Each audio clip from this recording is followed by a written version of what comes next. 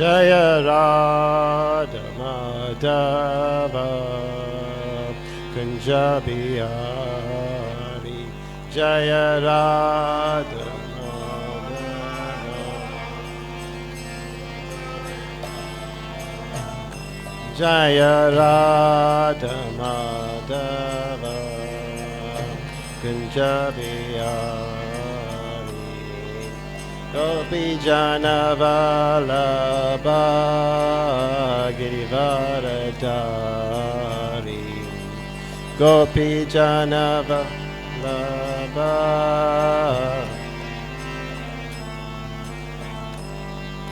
Gopi Jana Vallabha Girivaradari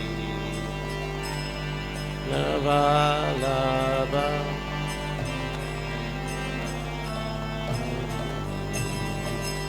Yasoda Nandana Braja Jana Ranjana Yashoda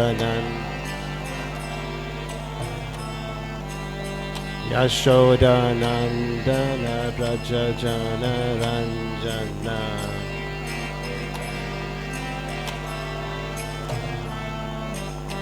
Jamuna Tira Vanachari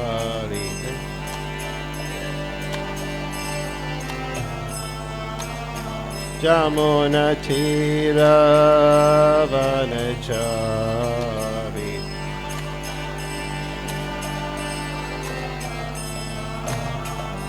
Jaya Radha Madhava Kunja Bihari Radha Madhava Kunja Jaya Radha Madhava Kunja Bihari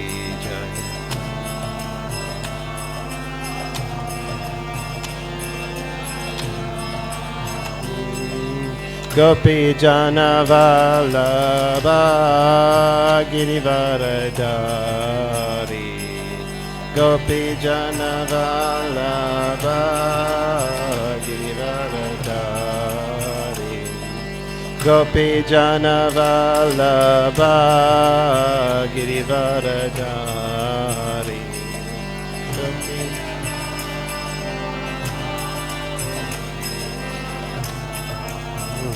Jaya Radha Madhava Kunja Bihari Jaya Radha Madhava Kunja Bihari Jaya Radha Madhava Kunja Bihari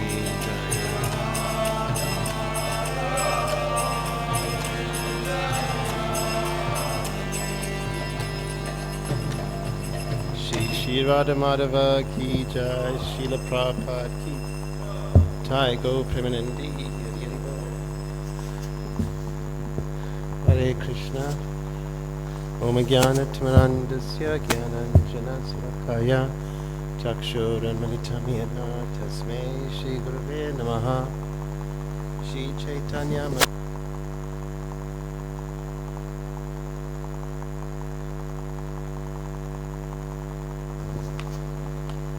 Vandeham Shri Guru Shri Utapana Kamalam Shri Gurun Vaishnavam Sa Shri Rupam Sagrajatam Sahagana Raghunathan Vitam Stam Sajivam Sadvaitam Savadutam Parijana Sahitam Krishna Chaitanya Devam Shri Radha Krishna Padan Sahana Lalita Shri Vishakan Vitam Sha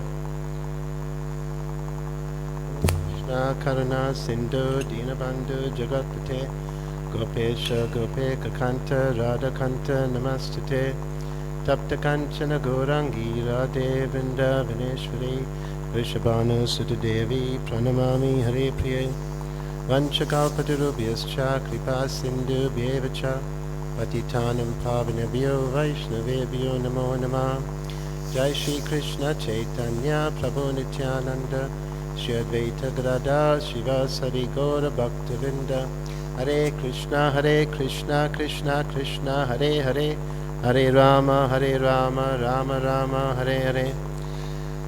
Nama Narayana Namaskritya Naram Chaiva Narottamam Devim Saraswati Vyasam Tato Jayo Dirayat Nasta Prayeshu Abhidreshu Nityam Bhagavati Sevaya Bhagavati Uttama Shloke Bhakti Bhavati Naistiki. Hare Krishna, dear devotees, thank you for allowing me here to share a little something with you. So we are reading from Srimad Bhagavatam, Canto 4, Chapter 24, chanting the song sung by Lord Shiva. This is text 14. So we'll say the Sanskrit and then you can repeat after me. Pitra dista praja sarge tapase niravam avishan dashavarsha sahasrani tapasachams tapaspatim. So Pitra dista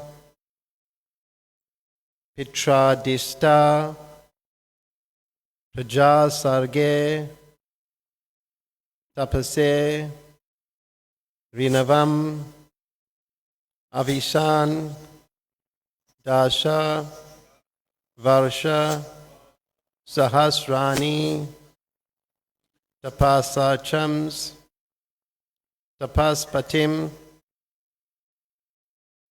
Pitra, by the father. Adistaha, being ordered by.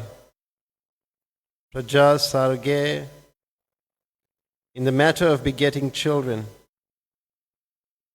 Tapase, for executing austerity.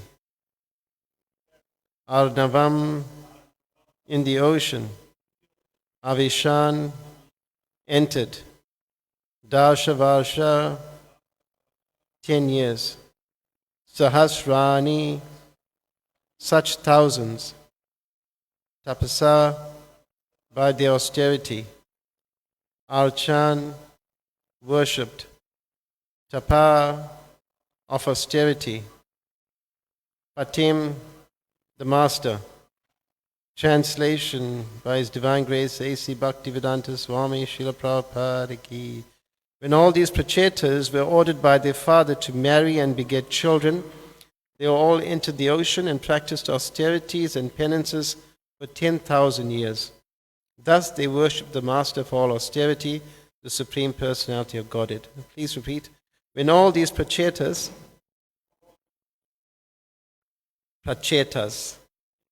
were ordered by their father to marry and beget children, they all entered the ocean and practiced austerities and penances for 10,000 years. Thus they worshipped the Master of all austerity,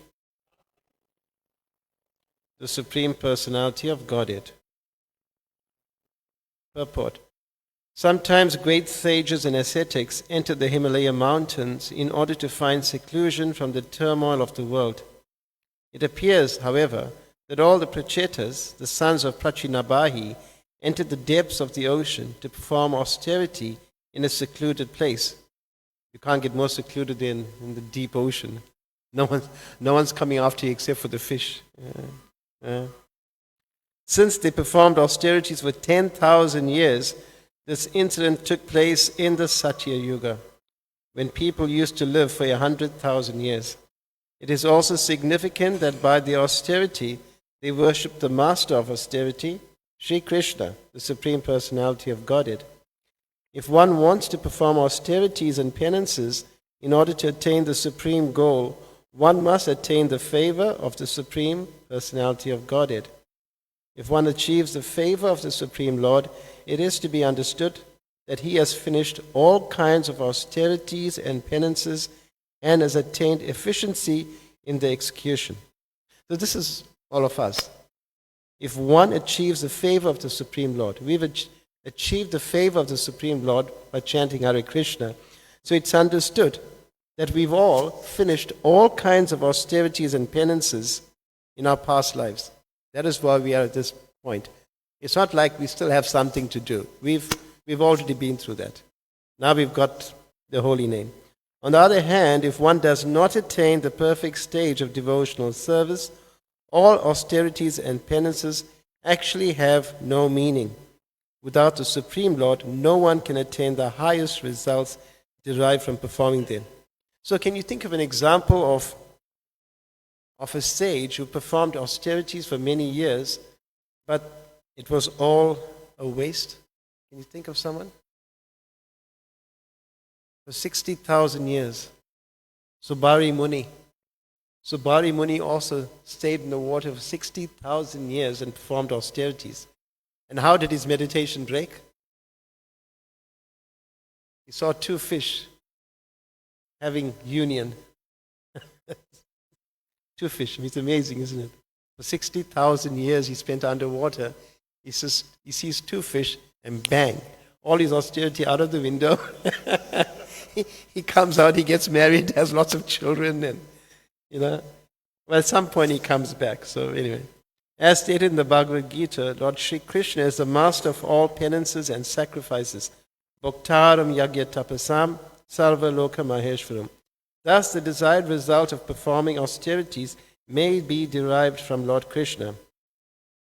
In Srimad Bhagavatam it is stated, Aho bata swapracho to gariyan yaj jigvagre vatata nama tubhyam te pus tapas te juhuvus sasnur arya brahmana chu nama grinantiyate.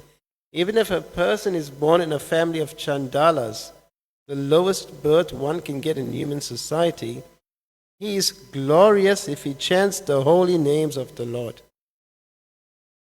For it is to be understood that by such chanting, a devotee definitely proves that he underwent all kinds of austerities in his previous life. Same thing we just mentioned now. The fact that we are chanting Hare Krishna means we've already been through this. By the grace of Lord Chaitanya, who chants a Maha Mantra, Hare Krishna, Krishna Krishna, Hare Hare, Hare Rama, Rama Rama, Hare Hare, attains the highest perfectional stage, which had previously been attained by people who entered the ocean and executed austerities for 10,000 years. In this age of Kali, if a person does not take advantage of chanting the Hare Krishna mantra, which is offered as a great concession to the fallen human beings of this age, it is to be understood that he is very much bewildered by the illusory energy of the Lord. Srila Prabhupada ki jai.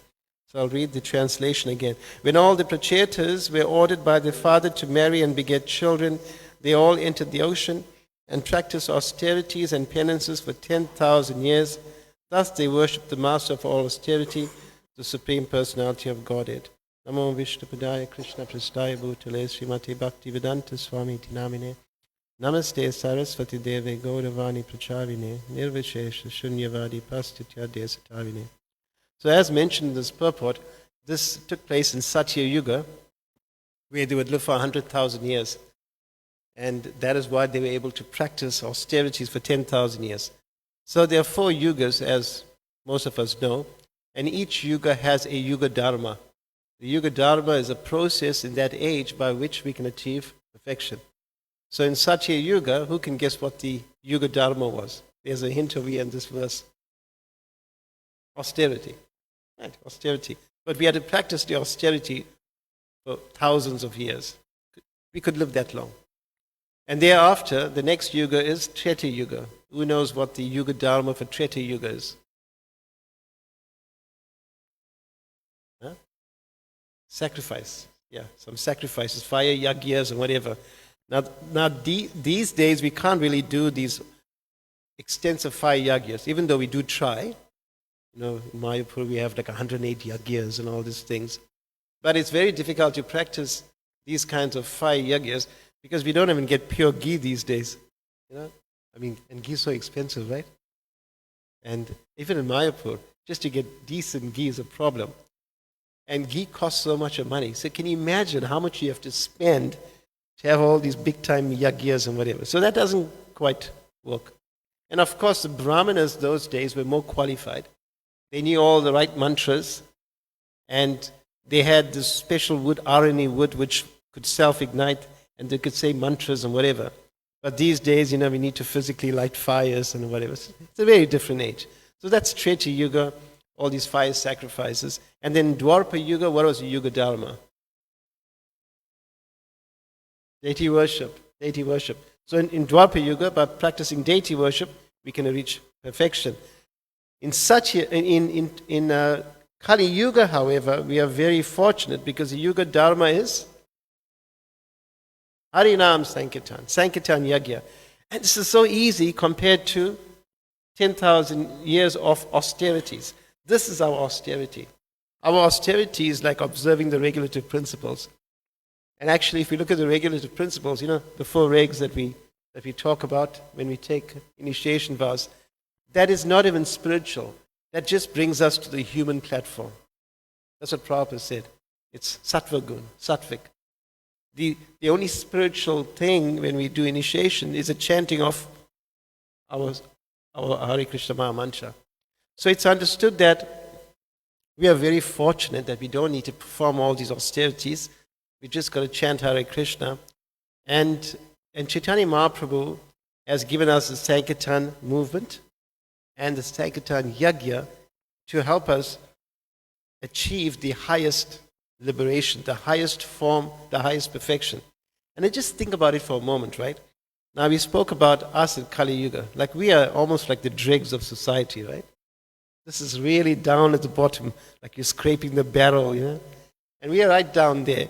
So if we have to be really honest, we are quite low in terms of qualification. We don't have much qualification. But yet Chaitanya Mahaprabhu comes and we are the lowest and he gives us the highest perfection. Can you imagine? Just think about how fortunate we are that the lowest human beings get the highest perfection of life.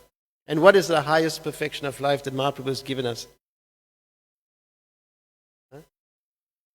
The holy names, okay. More than that, the holy name to achieve what? Krishna Prem.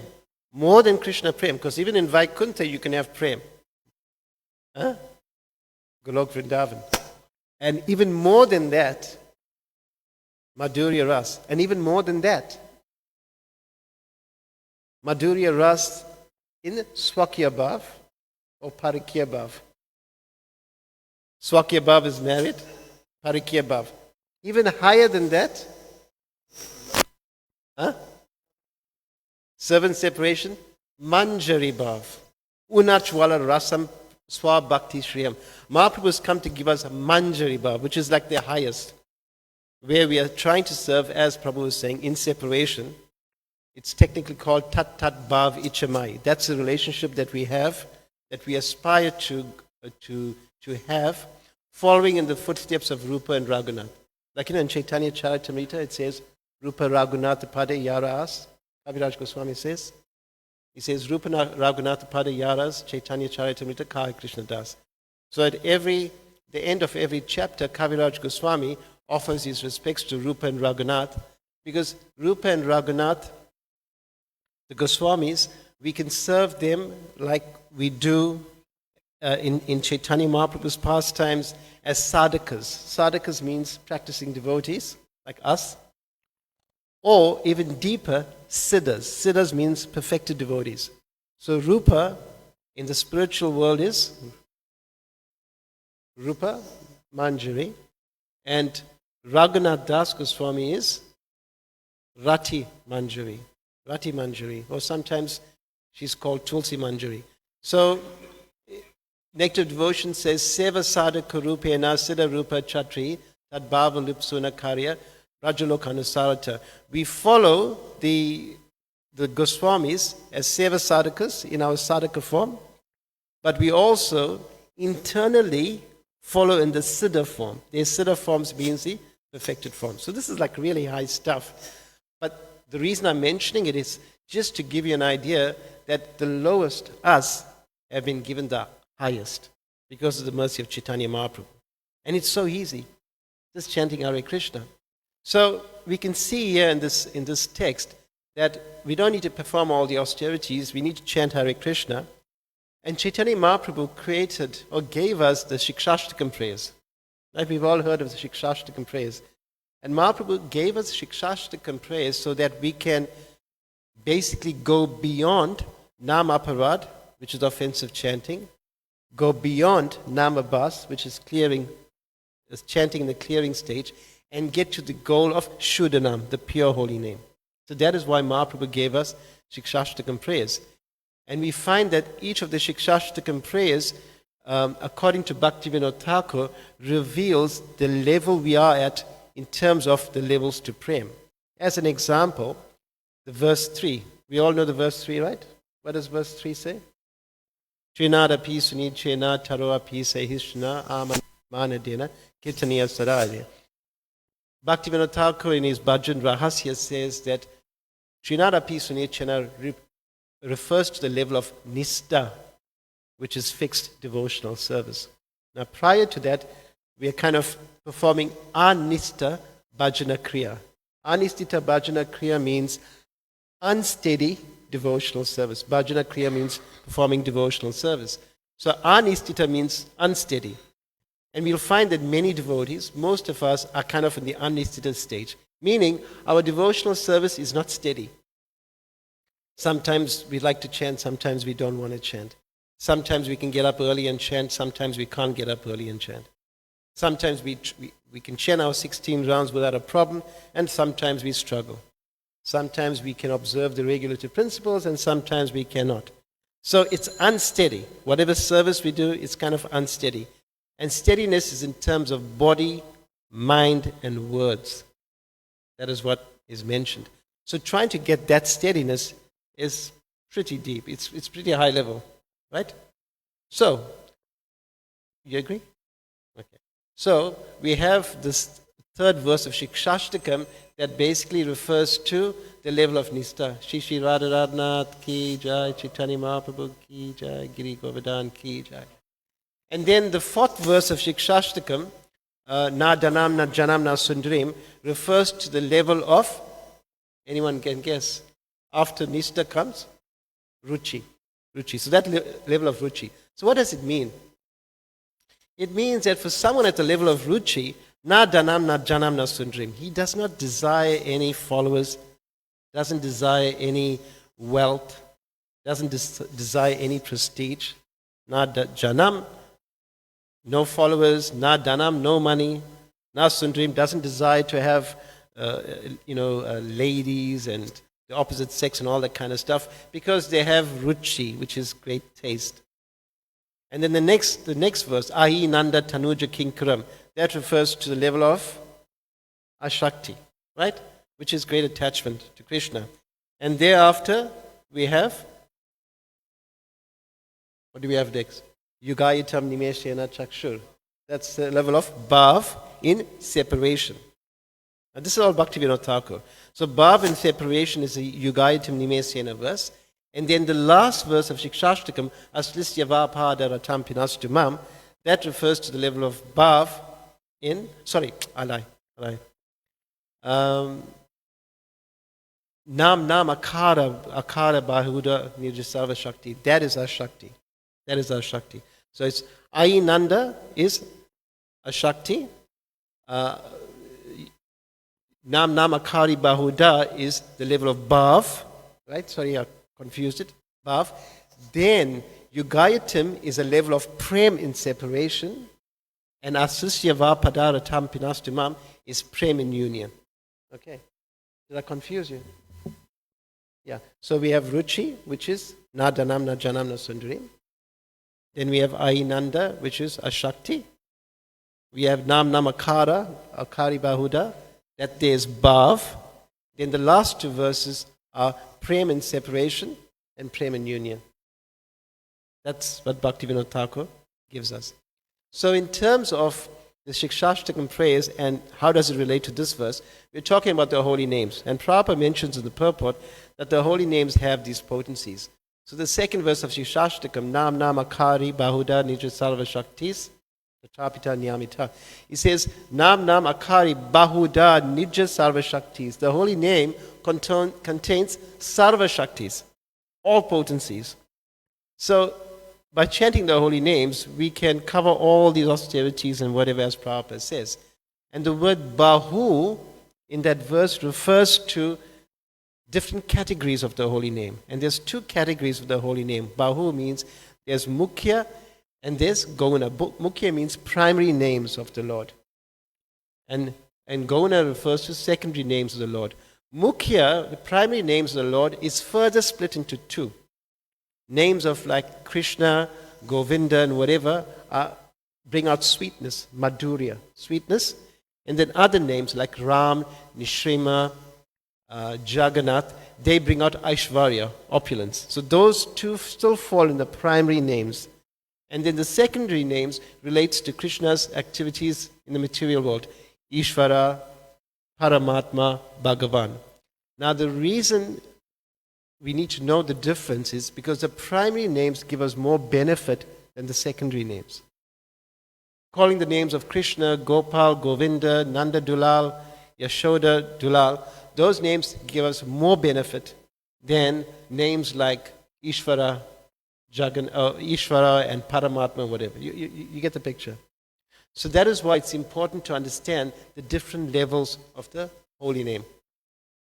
And we get more benefit. Now, of course, the sweetness refers to, or madhurya, refers specifically to which spiritual abode? Sweetness? Huh? Can't hear you, Chandrika, you're too soft. Golok Vrindavan, right? So Golok Vrindavan is sweetness. So we know that there are different rasas, different relationships in Golok Vrindavan. We generally hear madhurya ras as meaning conjugal, but madhurya can also mean sweetness. And in fact, all the relationships in Braj is madhurya, sweet, right? Madhurya ras, what we call madhurya ras, is technically called Shringara ras. Shringara ras is where we have the conjugal pastimes of Radha and Krishna. So our goal is to follow in the footsteps of Rupa and Raghunath, Rupa Goswami. That is why we are called Rupa Nugas, to follow in the footsteps of Rupa Goswami.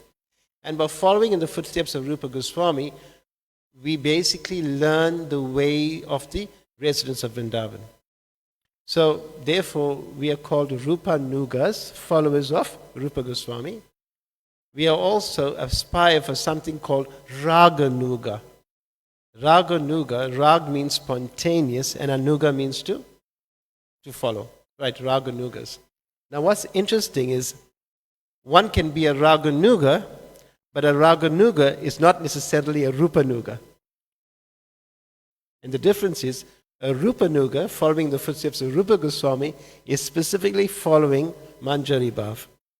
Whereas a Raga Nuga can be any of the other relationships, Sakya Bhav, Vatsalya Bhav, whatever. Is this too technical? Am I kind of speaking? I just thought it's a very interesting topic. Jai Prabhu, is it okay? Yeah? Okay, right. So Jai Prabhu speaks about Ragatmika. So now we have Raga Nuga, which means following the devotees, the Rag, who have spontaneous devotion. Rag Atmika are basically those residents in Vrindavan. Rag Atmika. They have that Rag already. We are not Rag Atmika. When we reach Golok Vrindavan, we become Rag Atmika. We are Raga Nugas. Raga Nuga means we are following the Rag Atmika devotees. You get it? That's where the difference comes in. So, the reason we mention it is because Golok Vrindavan is so sweet. And being in Kali Yuga, we are given the special opportunity to chant the holy names of the Lord without having to go through so much of austerities. Regulative principles, yeah, it can be a bit of a problem.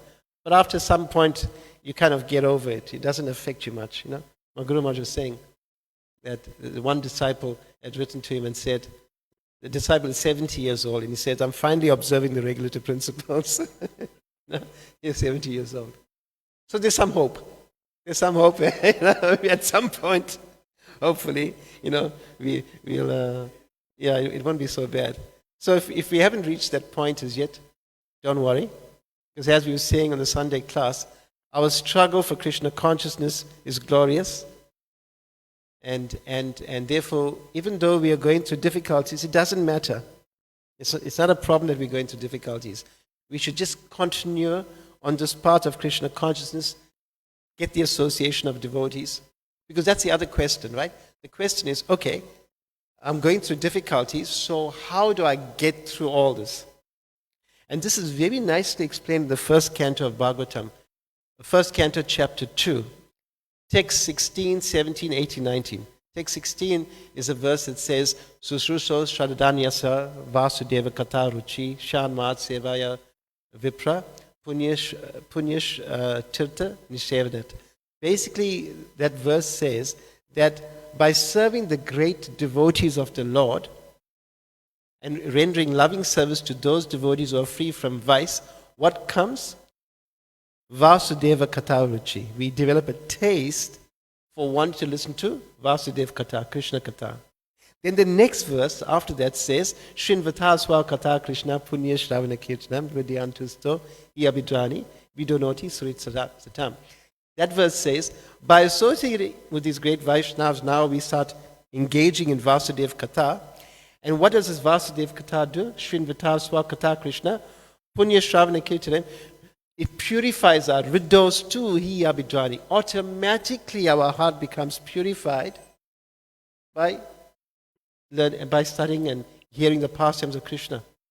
Automatically. We don't need to make a separate endeavor. Like initially we come to Krishna consciousness, it's such a struggle.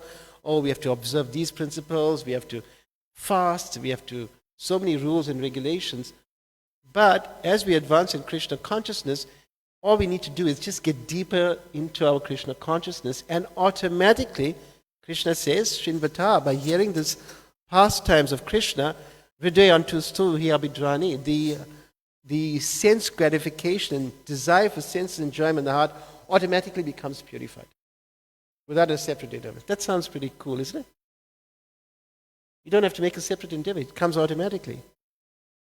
And then the next verse says, Naste prayesha abhidresha nityam bhagavati sevaya. By doing this, listening to Krishna Katha, whatever, we get to nista.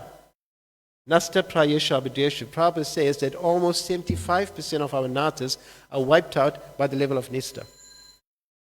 75% of the natas. So when we become fixed at the level of nista, then the following verse is, Tada rajastamo bhava kama lobhada yaschaya. It says, then all this lust and lower modes is basically out, and then we become situated in Shuddha Sattva. So the answer is all there. It's in Bhagavatam. 1, 2, 16 is a nice start to have a look at. If you're ever interested, read those verses 1, 2, 16, 17, 18, 19. Beautiful verses. And it gives us a roadmap as to how we can attain that point of being fixed up in Krishna consciousness. Okay, do we have any questions or comments? Any corrections from the devotees? I have my seniors over here. Practically all of you are my seniors over here, so you can probably tell me if I've missed something out. Or any questions?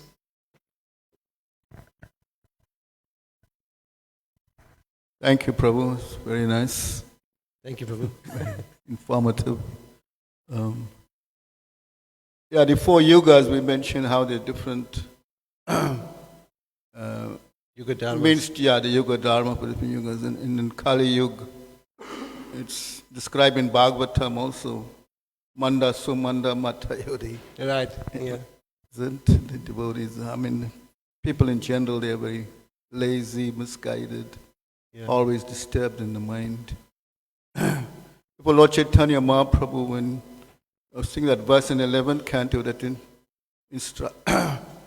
Krishna Varnam Tusha Krishnam Sangapanga Srapa. Right. Yagnai Sankitanpa Yajanti Sumedasa. He says in this age of Kali, very, very intelligent people will take to chanting or glorifying that person who always chants the name. Right. So if we're not taking to Krishna, then we should be not intelligent regarded as. Sorry? I say if people are not taking to Krishna consciousness, and then they're not considered intelligent. Yeah. Like Krishna says in Bhagavad Gita, alpha medasam, those who worship demigods and take shelter of it. Right. Bereft of knowledge. Like that. Thank you. Thank you. Thank you for those comments, Jai Prabhu. Yeah. Any others? Ramaji Prabhu.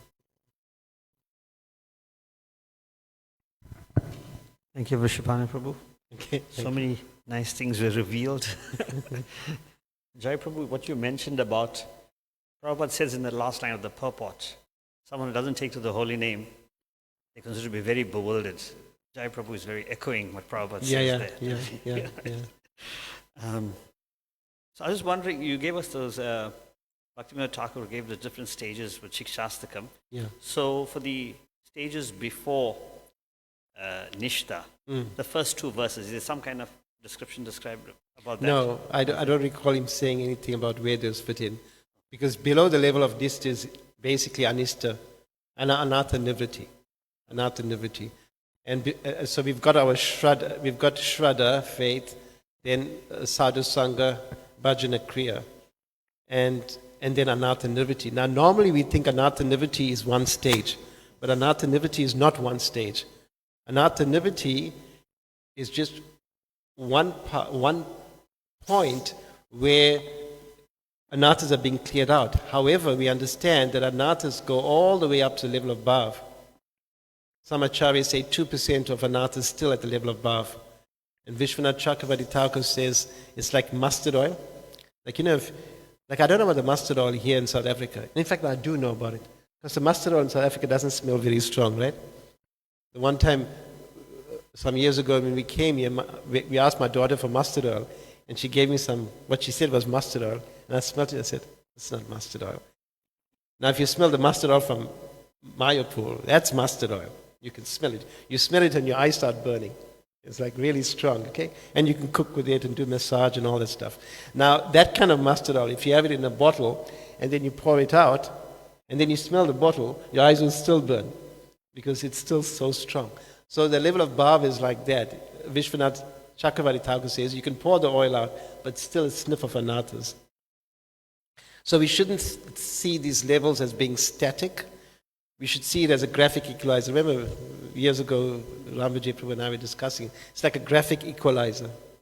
So if you are predominantly in the level of Anatha Nivriti is spiking, but of course, Nishta is a little lower. So Anatha Nivriti is higher, Nishta is a bit low. Shraddha is always there. There's always faith. Sadhu Sangha is always there. We are always rendering devotional service, bhajana kriya. So see this, it's always spiking. And when we're in the level of Nishta, the Nishta is higher and Anatha Nivriti is lower. And at the level of Ruchi would be higher, but Nishta would be down there, say. So all these are simultaneously going on. At the level of Bhav is there and Anathas are something like this. You get the picture? So yes, the lower levels, they don't talk much about. Nishta is like, because Nishta, it's understood that Nishta is the start of a Madhyam. You got Kanishta, Madhyam, Uttama. Madhyam starts at the level of Nishta. Yeah. So Kanishta Madhyam starts at Nishta. Yeah, that's an interesting thing because you get different devotees, different acharyas say different things. The one was because you got your Kanishta, Madhyam, Kanishta, Uttama. Then you got Madhyam, Kanishta, Madhyam, Uttama. So the one acharya says that Madhyam Kanishta is Anatha Nivriti. Madhyam is Nishta and Madhyam Uttama is Ruchi. Right? So it's a bit unclear as to what is what. I think for us though, the question is how do we know if we've reached the level of Nishta? That's a question. Because that's what we should be aiming for, right? I mean, of course, I'm sure there may be some of you here who are already in the level of Nishta, which means you need to be aiming for Ruchi. But the point is, if we don't know where we are at, then how do we know what to do and how to go to the next level? Right? And this is part of self-care as well. We were talking about this on Sunday. Self-care means understanding and being comfortable in myself. I don't have to act like someone I am not. So if I'm on the level of Anatha Nivriti, I shouldn't act like I'm on the level of Nishta or Ruchi. It's like I'm trying to put on a false front, and when I try and put on a false front or this mask, it's going to create anxiety. Now I'm trying to act like I'm more advanced than I really am. And that's what causes problems. And unfortunately, in our society, because such high purity is required, devotees feel the need to put on this act, to act like they are more advanced than they really are, to act like they are more fixed up in the Krishna consciousness than they really are. So, unfortunately, because the devotees have to put on the act, it creates a lot of anxiety. Because the devotees think that when we're going through difficulties, we are the only ones going through difficulties. And therefore, we need to know that there are others going through difficulties, they just don't tell anyone else about it. No? But if we start having closer, deeper relationships with each other, and as Guhyamakyati Pritchati, revealing our mind in confidence, inquiring confidentially, if we start developing these deeper relationships with devotees, then we should be able to sit down and talk and say, I'm having this kind of difficulty. Give me some advice. What do you think? But if we think we are the only ones going through difficulty and we don't tell anyone else about it, then we just struggle, and then eventually we kind of just drift away, and then we go on the fringes, and we don't see the devotee for a few years.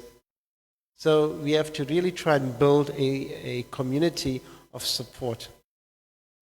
We have to do that. So coming back to how do we know when we've moved from anartha nivritti to nistha?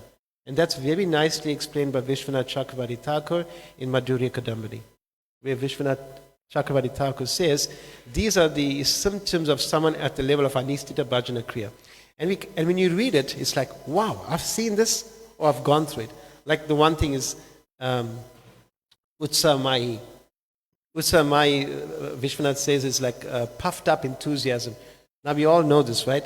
When we first come to Krishna consciousness, we study a little bit, we attend the Bhaktivedanta college, maybe we read Science of Self-Realization, we got a bit of philosophy and we think, wow, now we think we're really smart.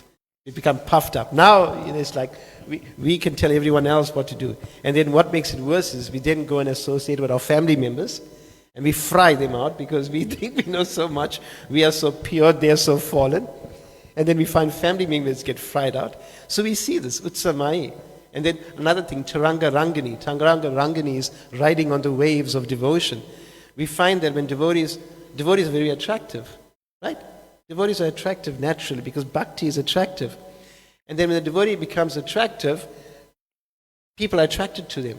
And then people will give some honor, some money, some prestige. And it's like, wow, this is good. We start feeling that we're better than we really are. So then we're riding the waves of devotion. And then we have all these unwanted creepers, the creeper for puja, worship, the creeper for, wanting to be recognized, wanting to be appreciated, all those kind of things. So it's all there in Madhurya Kadambini. So it's a nice guideline to see, okay, these are the symptoms, we need to watch out for these individually. And as preachers, it's nice to know these things because now we can look and see, oh, okay, this person is struggling with this. Then we know how to deal with them. Because Rupa Goswami says in the Nectar of Instruction, Upadesamrita, that we need to know where we are, and we need to know where others are, so we know how to relate with them. Right? There's nothing wrong. We should be able to discriminate. So coming back to this point, if we know what the symptoms of unsteady devotional service is, we'll know how to become steady. And then the obstacles just before going to a level of nistha, he makes it very clear. The one is laya, sleep. We have the tendency to sleep during japa. Anyone have that experience? Right? And if we regularly have this experience of falling off to sleep during japa, it's laya, which is indicative of anistita bhajana kriya, unsteady devotional service. The other one is vikshepa, which is distraction. Do we experience that? While we're chanting, then we can't stay still. We've got to do something else. Check the phone, check the computer, check the pot on the stove.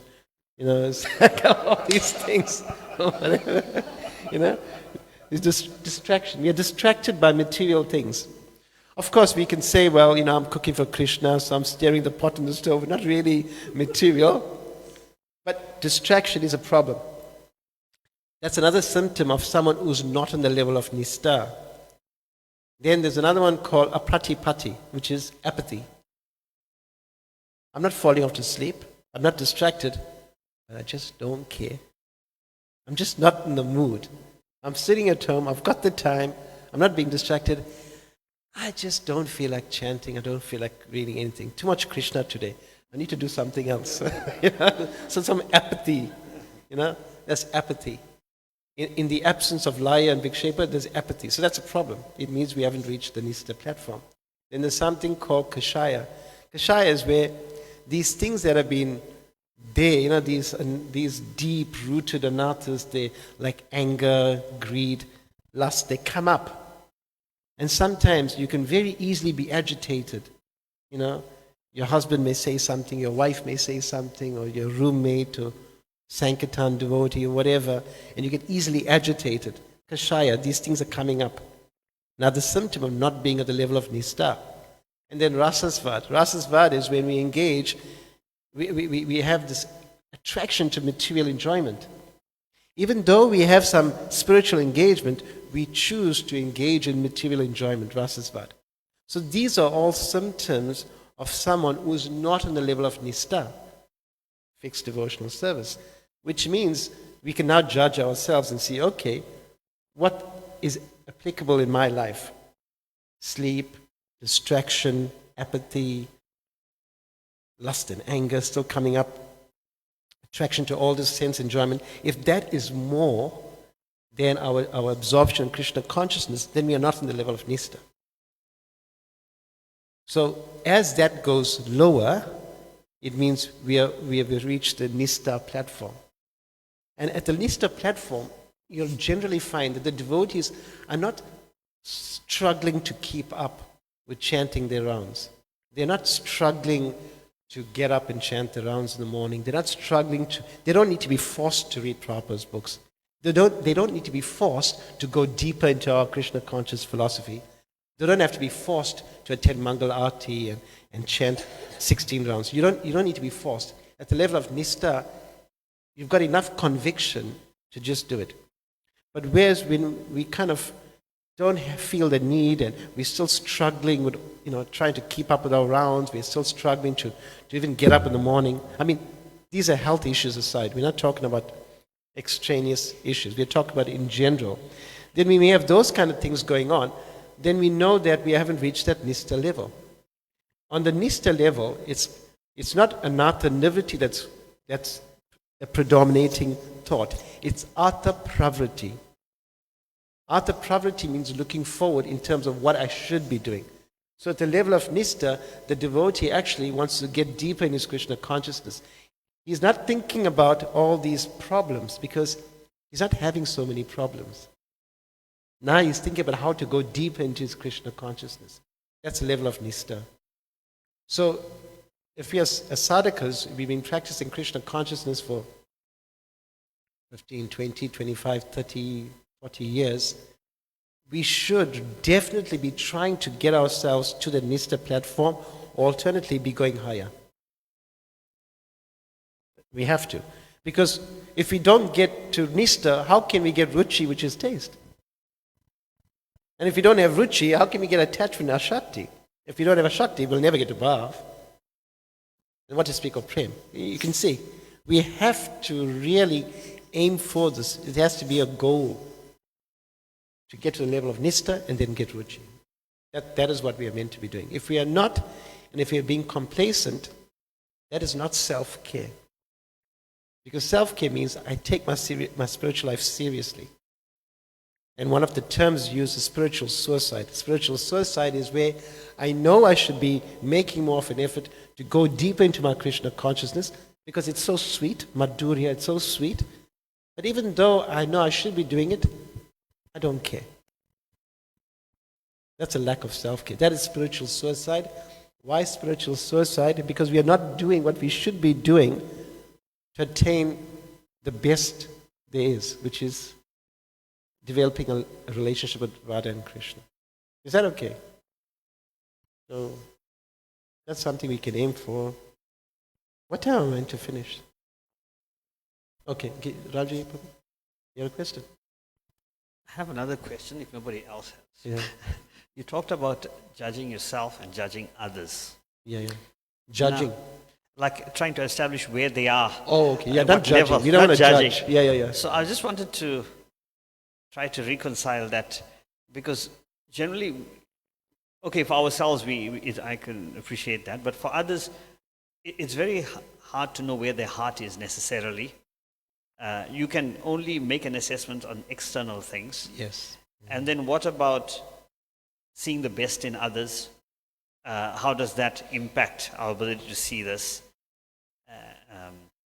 Because I'm familiar that we should understand where others are, but how do we make this actually practically work without it being offensive in some way, Right. or being misdirected, or it's just not a healthy situation. Yeah. Well, the quality of a Madhyama Adhikari is meant to, the 4 qualities of a Madhyama Adhikari, right? You're meant to develop a loving relationship with Krishna and offer our respects to Krishna. We are meant to offer service to the superior Vaishnavas. We are meant to develop loving relationships with devotees. We are meant to avoid the envious and help the innocent, right? So that means we have to discriminate. We are not on the Uttama platform where we see everyone as being totally advanced. So we can't act like we're on that platform. The Kanistha platform, the devotee thinks that I'm the only devotee. And the Kanistha cannot differentiate between those who are envious and those who need to be helped. So even though we may not be Madhyam, we have to aspire for that Madhyam level, which means discriminate. And Madhyam Adhikaris are preachers. So for a preacher needs to be able to discriminate. And yeah, it's very much based on externals. But when a person talks to you, it kind of reveals what he's going through. If a newer devotee is, like, as I said, Utsa Mai as an example, where there's puffed up enthusiasm. I think for devotees, Jai Prabhu has been around long enough to also know this. You can kind of judge straight off that this person is going through this phase based on what he talks, because what's in your heart comes out in some way. We're not judging a person's devotion. We should never judge a person's devotion, because that there would be a problem. We don't know how devotional a person is.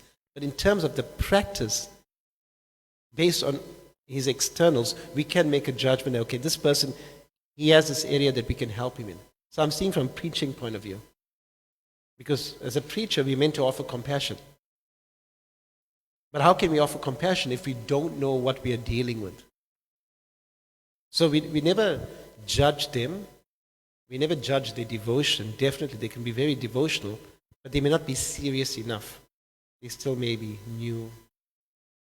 So we offer our compassion to them. We're not trying to take advantage of them. Is that okay? Yeah. Anything else? Huh? No. If you have a question, you might as well ask it. Okay. If something that could benefit others, or something which others can give input on, there are many senior devotees here. So, Yeah, I want some clarity on attachment and not exhibiting the other 25 qualities of a devotee. Is it possible to have attachment? From the sounds of things, it's a very high level of bhakti practice, and not to manifest the other 25 qualities of a devotee? Can you offer some clarity? Because Bhakti Bhagavat Riyad Swami says Krishna consciousness is common sense. But in my mind, when I heard that it's possible to have attachment and not exhibit the 25 qualities, it's not so common sense to me. Can you offer some clarity? Hare Krishna. yeah, the most important quality of the 26 qualities is surrender to Krishna. That's the most important quality. The other 25 qualities are supportive. Things like humility, tolerance, and those kind of things, right? And yes, a devotee on that level, on a very high level, will have all those qualities. But as Bhagavatam says, yasyasti bhakti bhagavati akinchana sarve gune tatra samasate, that by practicing Krishna consciousness, we automatically get the qualities of the demigods. these wonderful qualities. Yasyasti Bhakti Bhagavati. So we don't have to necessarily make a separate endeavor. They will automatically come. However, because we are in a community of devotees, we are in a preaching institution, we should make some efforts. So yes, we will deal with devotees who don't have all the finer qualities. We will deal with that. And quite often it's due to baggage that devotees are bringing with them when we come to Krishna consciousness. It's purva samskars, impressions from past life. Sometimes someone may naturally be very arrogant, say. So even though he's taken to the practice of Krishna consciousness, because he's got these strong anarthas that are still there, he may come across a bit arrogant in his dealings, as an example. But it does not mean that he's not advanced.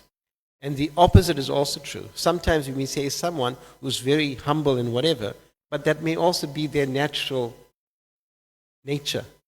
Doesn't necessarily mean they advance. Does that make sense? So we have a situation where we can't really judge how advanced someone is just by seeing these qualities or not. So how does it affect you? That's a question. When you ask the question,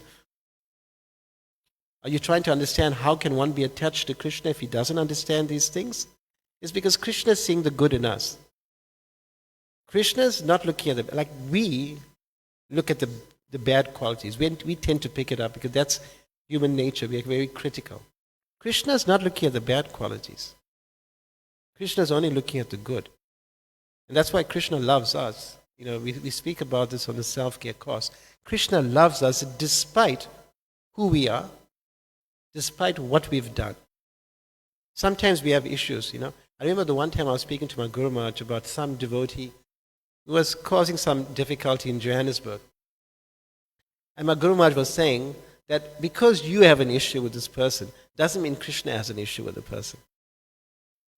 You know, we think, oh, you know, this person's giving me a hard time.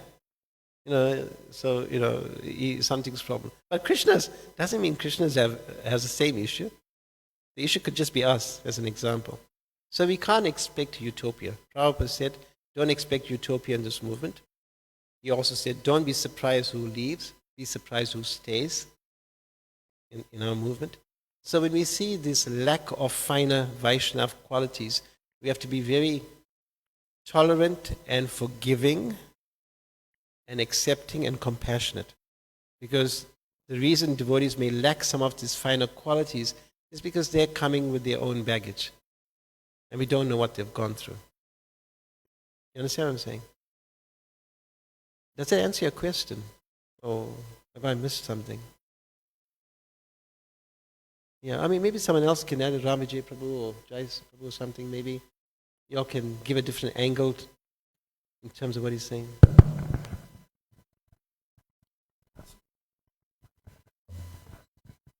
The perception.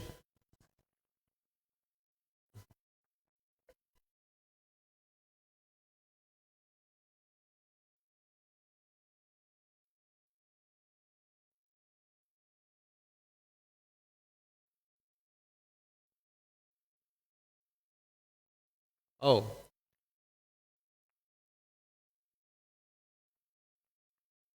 Okay. No.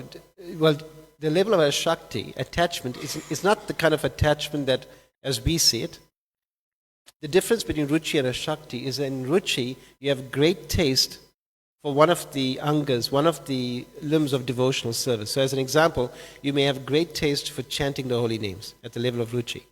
Or you may have great taste for deity worship or something. At the level of a Shakti, the difference comes in that you're not attached to a specific limb of devotion, you're attached to Krishna. You see the difference? You're not Ruchi is attached to some specific anga, some specific limb. At the level of a Shakti, it's not the limb that you're attached to. You have great attachment to Krishna. So anything about Krishna is attractive. So can someone at that level have some of these things? Level of a Shakti, generally it's understood that you're pretty much on the sattva platform, mode of goodness. And these other qualities you spoke about is generally sattva, mode of goodness qualities. So someone at that level of a Shakti, yes, they will most probably have a lot of those symptoms you speak about. Because tada rajas tamo bhava, the rajagun and tamagun, passion and ignorance, is basically pretty much disappeared. And they will achieve the Shuddha platform, the pure goodness platform. So it is possible, yes. That's the bottom line. It's not possible, sorry. It's not possible for someone to be on the level of a Shakti and not have all these finer qualities. Is that okay? Or is there still confusion? Huh? Is that okay? You sure? So someone at the level of a Shakti, predominantly Sattva Gun influence, lower modes don't bother them. The lower modes can't come there. It's there, but it doesn't bother them. Because they're predominantly in Sattva Gun, mode of goodness. Okay. Anything else or comments? So thank you for your patience. Please forgive me if I've caused any offenses during this thing. I hope that I said something that could be of some value to Krishna consciousness. And if I've caused any offenses, please forgive me. Vancha kalpatarubhyascha kripa sindhubhyevacha patitanam pavanabhyo vaishnavebhyo namo namaha. Ananta Koti Vaishnavanda ki jai. Srila Prabhupada.